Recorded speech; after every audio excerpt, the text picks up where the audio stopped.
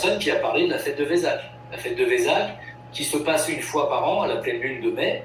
Alors, elle ne se passe pas sur Terre, elle se passe dans les plans spirituels, où il y a tous les grands êtres spirituels connus. Il y a le Bouddha, il y a le Christ, voilà, ils y sont tous. C'est une fête qu'ils font où ils essayent de donner une impulsion spirituelle pour l'année, pour que le monde puisse... voilà. Là, on n'est pas dans le satanisme, hein, loin de là. Hein. Pas du tout. Donc, le Tréfingui qui m'accuse d'être... Attends, mais moi, j'hallucine. Là, on tombe... Mais en fait, ce qui m'accuse, j'en ai rien à foutre. Ce qui me dérange, c'est qu'il y a des gens qui le suivent. Ça me dérange. Alors oui, effectivement, ça le dérange qu'il y a mes gens qui me suivent, parce que moi, je dis la vérité sur YouTube, et toi, ça fait 10 ans que tu dis des conneries, que tu vends de la merde, et que tu enfumes les gens pour leur tirer leur fric, leur vendre des choses qui n'existent pas, et surtout leur gonfler avec ta théosophie, qui est une secte. Alors, on va voir ce qu'est Wesak. Wesak, effectivement, c'est une fête bouddhiste. Hein. Voilà. Alors, voilà.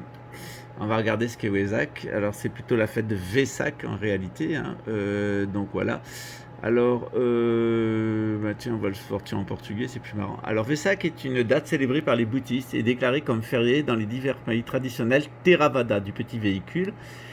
Il se réfère à l'anniversaire du Bouddha, au moment où il atteint son illumination et au moment de sa mort où il atteint le parinirvana. C'est considéré comme un des jours les plus intéressants et les importants du bouddhisme. Effectivement, c'est une fête bouddhiste traditionnelle.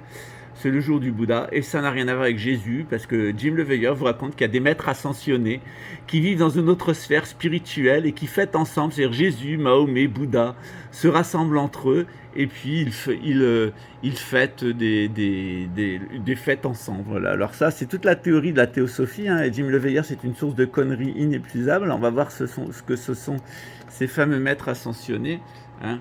Alors, ces fameux maîtres ascensionnés, l'étoile de vie, etc., c'est un truc complètement New Age qu'on trouve au sein de la fondation Rockefeller, hein, dans la Lucis Trust, qui a son siège au sein de l'Organisation des Nations Unies, avec sa salle de méditation satanique, organisation à laquelle est affilié, de pédocriminels et de satanistes, à laquelle est associé Jim, l'anti-lumière de Marrakech. Alors, puisqu'on en est là, je vais vous amener sur un site qui va vous intéresser, parce que démasquer l'imposteur théosophe et sa secte pédo-luciférienne, c'est pas le premier avec ses conneries de maîtres ascensionnés que je raconte. Hein. Ce qui te fait chier, c'est qu'on me suive. C'est-à-dire, ce qui te fait chier, c'est qu'il y a des gens qui disent la vérité pour le démasquer, alors que lui ne dit que des conneries. Alors, on va regarder sur Reiki Kundalini .onlc.eu, parce que j'en suis pas à de la nouveauté, moi, avec les théosophes. Voilà, bienvenue sur mon site, Reiki Kundalini.